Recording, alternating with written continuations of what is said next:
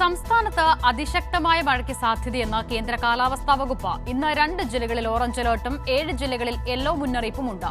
എറണാകുളം, കോഴിക്കോട് ജില്ലകളിലാണ് അതിശക്തമായ മഴ മുന്നറിയിപ്പുള്ളത്. തിരുവനന്തപുരം, കൊല്ലം, പത്തനംതിട്ട, കോട്ടയം, ആലപ്പുഴ ഒഴികെയുള്ള ജില്ലകളിൽ യെല്ലോ മുന്നറിയിപ്പ് തുടരും.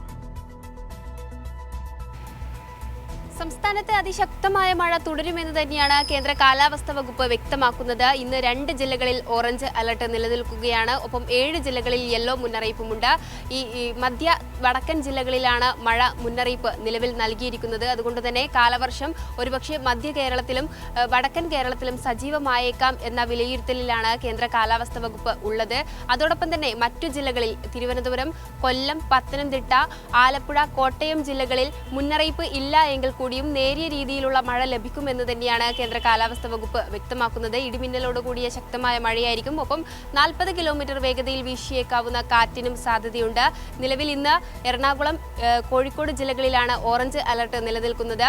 മറ്റ് ജില്ലകൾക്കൊക്കെയും 7 ജില്ലകളിൽ യെല്ലോ മുന്നറിയിപ്പാണ്. അതോടൊപ്പം തന്നെ പൊതുജനങ്ങൾ എല്ലാവരും ജാഗ്രത പാലിക്കണമെന്നും എടുത്തു പറയുന്നുണ്ട്. തീരദേശ മലയോര മേഖലകളിൽ അതീവ ജാഗ്രത തുടരണം. ഉയർന്ന തിരമാലയ്ക്കും കടലാക്രമണത്തിനും സാധ്യതയുള്ളതിനാൽ കേരള തീരത്ത് ജാഗ്രതാ മുന്നറിയിപ്പ് നൽകിയിട്ടുണ്ട്. ഒപ്പം തെക്കൻ കേരളത്തിലും ലക്ഷദ്വീപ് തീരങ്ങളിലും മത്സ്യബന്ധന വിലക്കും ഏർപ്പെടുത്തിയിരിക്കുകയാണ്.